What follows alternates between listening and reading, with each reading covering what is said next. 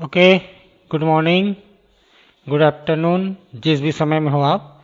तो आज हम इस चैप्टर गुरु और चेले के अभ्यास पर आते हैं। ठीक है, पाठ का कुछ प्रश्न उत्तर को आपको बताने जा रहा हूँ। इसको आप अपने कॉपी में लिख लीजिएगा और कुछ प्रश्न आपके लिए भी दिए गए हैं, उनके उत्तर आप खुद खोजकर लिखना। ठीक है, पाठ का अभ्यास। आपने पाठ को पूरा पढ़ लिया होगा, है ना। कुछ मैंने प्रश्न आपको दिए थे जिनको आपने उत्तर भी लिख लिए होंगे।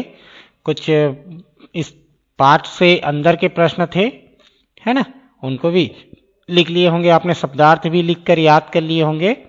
तो आइए कुछ प्रश्नों के उत्तर यहाँ से जानते हैं। सबसे पहले आते हैं टके की बात। टका मतलब तो आप लोग जानते ही हो। टका मतलब क्या होता है? पैसा, है ना। इस पाठ में आया है टके वाली बात, मतलब पैसे की बात है ये। ठीक है, तो देखते हैं क्या है इसमें। इसका पहला सवाल है, टका पुराने जमाने का सिक्का था। अगर आजकल सब चीजें 1 रुपया किलो मिलने लगे तो उससे किस तरह के फायदे और नुकसान होंगे? आप लोग जानते ही हैं कि ये जो नगर था, अंधेर नगर, इसमें सभी सामान टके से बिकते थे। मतलब 1 रुपये किलो में सब चीज मिल रहा था, बहुत ही सस्ता। सेर एक प्रकार का वजन नापने का है ना। वजन नापने का एक मात्रक है। जैसे हम लोग किलोग्राम, ग्राम में नापते हैं ना, तो उसी तरह से सेर भी वजन नापने का एक मात्रक है। ठीक है, तो इसमें जैसे 1 रुपया किलो सब चीजें मिल रही थी, है ना। तो यदि आज के समय में ऐसा मिले तो क्या फायदे और क्या नुकसान हो सकते हैं? यदि आजकल सभी चीजें 1 रुपया किलो मिलने लगे तो समाज के सभी लोग उन वस्तुओं का प्रयोग कर सकेंगे। समाज में अमीरी गरीबी का भेद नहीं रहेगा। मतलब क्या है? 1 रुपये में यदि कोई भी सामान मिल रहा है तो ये दूसरे व्यक्ति, जो गरीब व्यक्ति हैं, जिनके पास पैसा नहीं रहता, ये उनके पहुंच में भी आ जाएगा, वो भी उस सामान को खरीद सकते हैं। आप लोग अभी जान ही रहे होंगे, कुछ महीने पहले ही प्याज की जो कीमत थी वो 70-80 रुपए किलो तक पहुंच गई थी।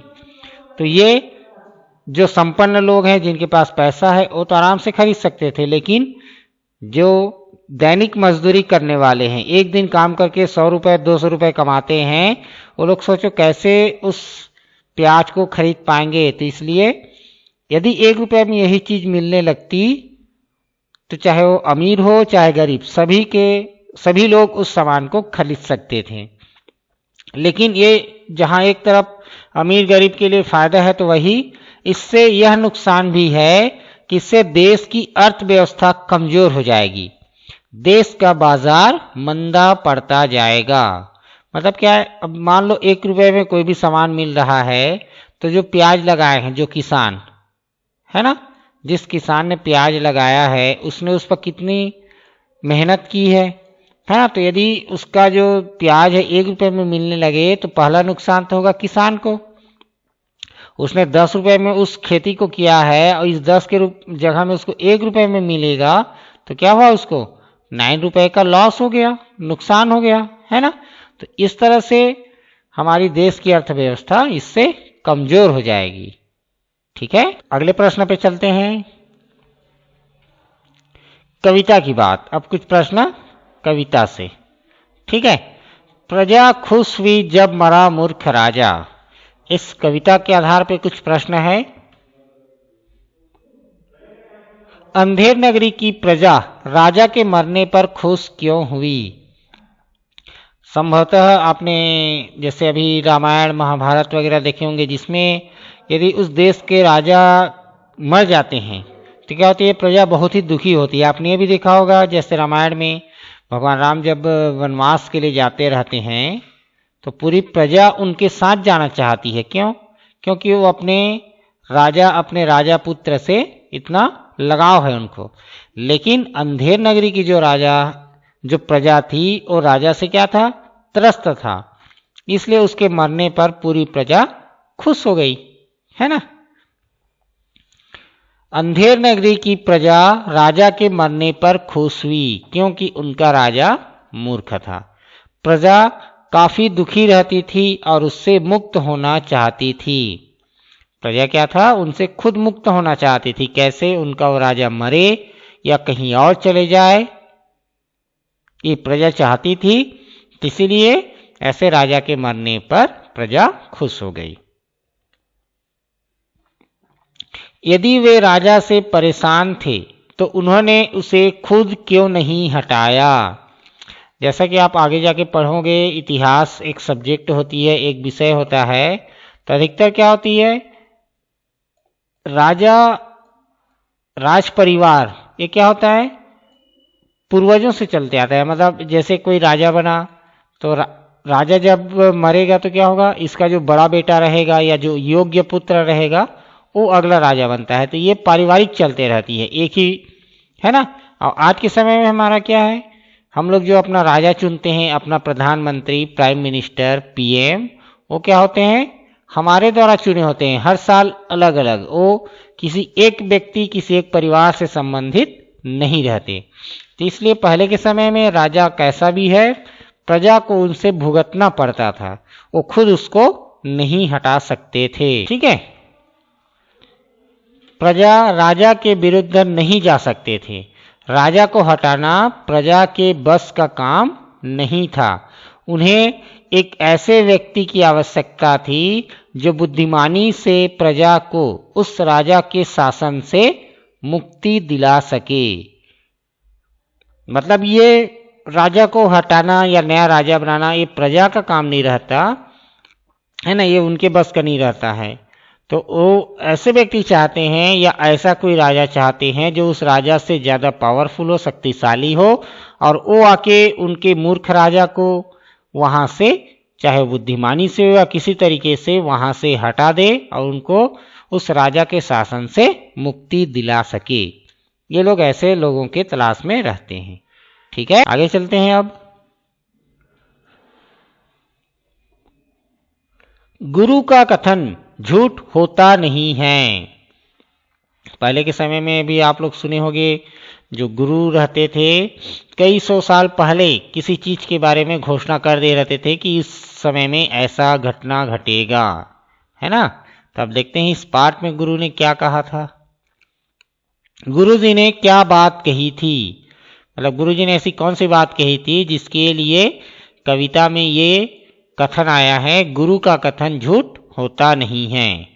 तो आपने सुना ही होगा, गुरुजी ने कहा था कि यह फांसी चढ़ने के लिए सर्वश्रेष्ठ मुहूर्त है। इस मुहूर्त में जो फांसी चढ़ेगा वह चक्रवर्ती राजा बनेगा और पूरे संसार का छत्र उसके सिर पर होगा। आपने इस पाठ में पढ़ा होगा कि जब चेले को बिना किसी गलती के, बिना उसकी कोई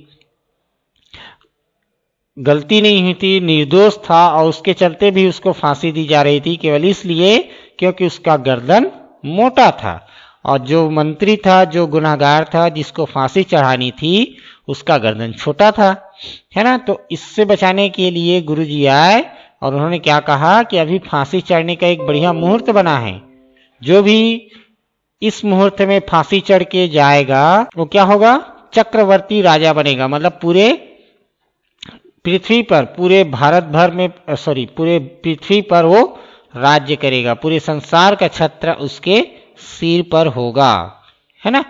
तो इसलिए जब ये बात राजा ने सुना तो उन्होंने ही कहा था कि गुरु का कथन झूठ होता नहीं है। ठीक है, आगे देखते हैं। राजा यह बात सुनकर फांसी पर लटक गया। तुम्हारे विचार से गुरुजी ने जो बात कही क्या वो सच थी? आपके ख्याल में क्या है, क्या गुरुजी ने सही कहा या उनको ऐसा नहीं कहना चाहिए था?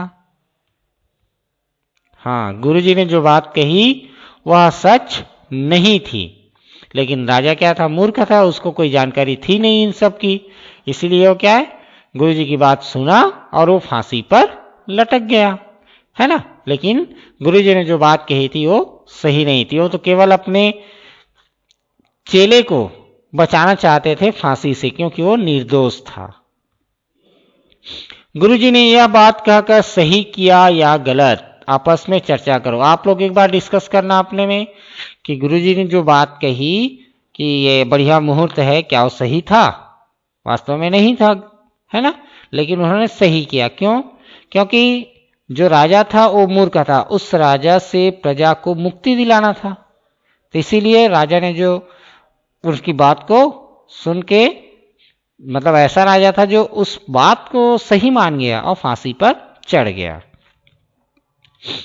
गुरुजी ने बिल्कुल सही किया।